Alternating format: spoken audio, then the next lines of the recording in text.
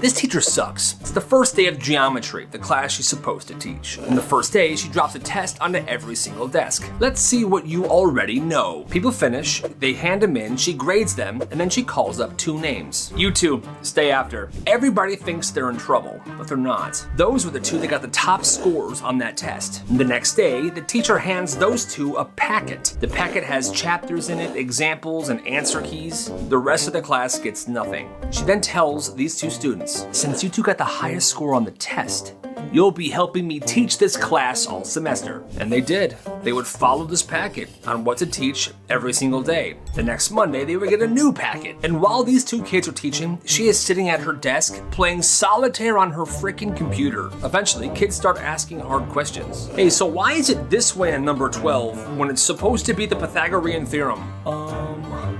Don't look at me, this is your lesson. She would literally never help. Weeks go by. If the 2 smart kids get sick, it's a movie day. And if the 2 smart kids are confused about a lesson, so is everybody else. She literally did absolutely nothing.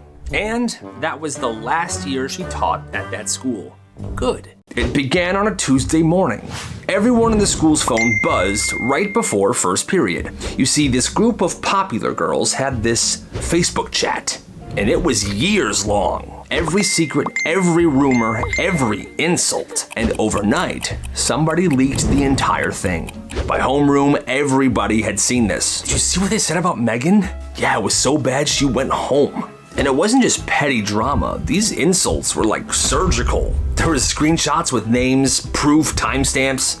Even kids from other schools were talking about this. It was that bad. And that night, every single girl that was involved in that chat had to personally text everyone that they insulted. One after another, after another, after another. And their parents were furious. You will not sleep until you make this right. Do you understand me? And after a while, this all kind of fizzled away. But a year later, they found out who leaked it. And it was somebody who was in that group chat. Apparently, they couldn't live with the guilt of insulting people for years. It was the school's Halloween costume contest. Everybody's in full costume. Teachers, judges, the whole gym is packed. Students are making their walks across the stage and the judges are judging. So one kid gets up and he's wearing a basic Walmart hot dog costume. But for some reason, the entire school went nuts when they saw this. Yes! Yes, yeah! Oh my God. They started chanting, hot dog kid, hot dog kid. And he ends up winning the costume contest. Well, the next year, same contest. The crowd's a little bigger this time. And students are making their way across the stage and the judges are judging. Well, the hot dog kid from the year before shows up dressed as a penguin. Big puffy suit, he's making his way and now it's his turn to stand in the middle of the gym stage. Crickets. The entire gym is quiet. Then he smiles, takes his hand, rips off the penguin costume, and underneath, he's wearing the same hot dog costume from last year. The gym erupts. He's doing it again. He did it again. Hot dog kid is back. Everyone's going crazy. They're chanting hot dog kid over and over and over again. Guess what? He wins again. He walked off that stage a legend for the 2nd year in a row. And then he graduated, but nobody ever forgot hot dog kid. I'll tell you that much. It was supposed to be a normal middle school sleepover, but then things got crazy. It was 4 friends, they were all in 8th grade. They had the sleeping bags in the basement, Nerf guns, soda, the usual. They go upstairs, they're playing video games, but then one of the friends says this. Yo, what's that behind the fence over there? Oh, that's my neighbor's hot tub. We should go in it. Huh. Wait a minute. They laughed it off at first, but 1:30 a.m. hits. The parents are asleep, and they went outside. Are we really doing this? This is a bad idea, guys. Shut your mouth, Ralphie. Everyone chill out. We're going in. Next thing you know, all 4 of them are sitting in the neighbor's hot tub, snacking on Doritos, and someone's playing music from their phone. Okay, this is really nice. Pure relaxation, boys. Pure relaxation. All right, we should get out soon, guys. Shut the hell up. Well, that's when, all of a sudden, the backyard floodlights go on. Oh my God, run. Yeah, there's 4 kids in my hot tub right now. Get out of here. The next morning, everybody's in the kitchen having breakfast. Everyone's worried about last night. Well, the doorbell rings. Oh, I'll get that. Wait, no. Hi, Mr. Johnson. Hi, Carol. We should have a conversation.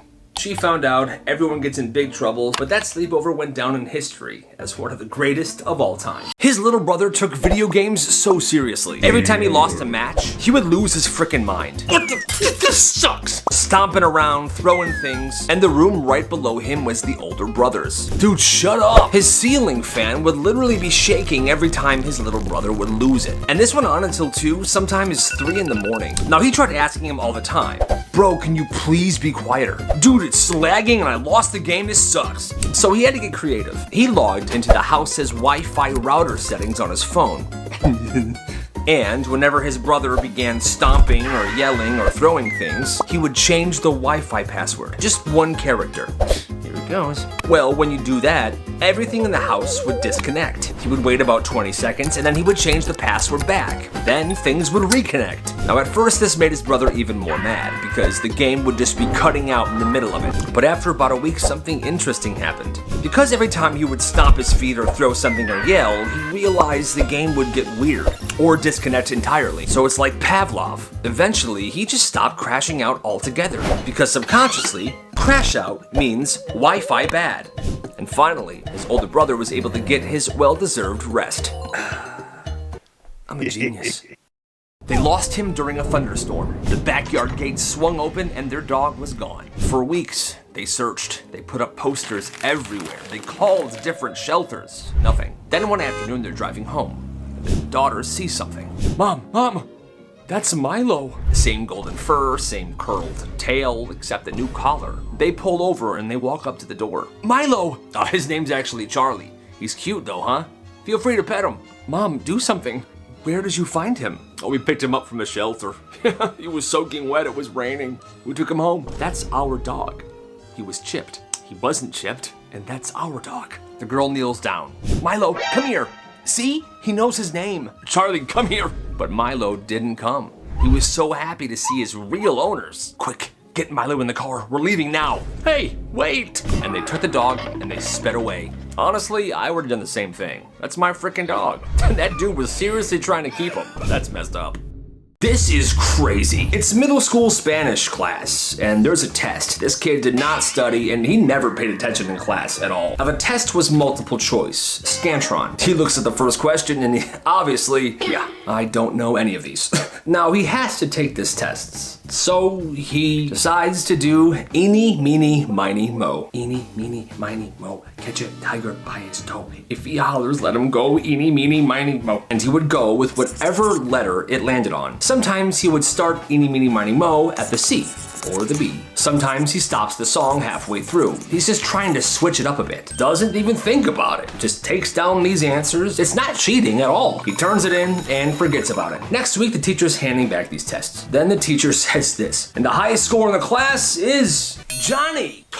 Oh. His classmates are like, bro, there's no way. You definitely cheated. The teacher squints at him and says, stay after class. She asks him a few questions that were on the test, and he obviously can't answer them. So he comes clean. It was eeny, meeny, miny, mo. I guessed on every single question. I'm sorry. The teacher didn't even know what to say. She just told him, don't do that again, I guess. And he didn't. The next test, he failed on purpose. That's nuts.